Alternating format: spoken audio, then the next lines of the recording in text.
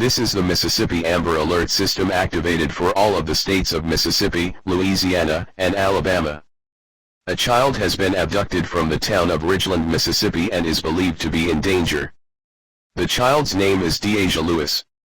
She is a 17-year-old black female, 5 feet 6 inches tall, 130 pounds with black hair and brown eyes. Last seen wearing a pink outfit with black glasses. She is believed to be abducted by Terrell Roger Demons Jr.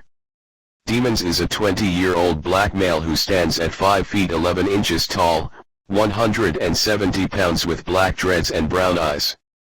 They may be traveling in a black 2003 GMC Yukon Denali with Mississippi license plate of UBK348.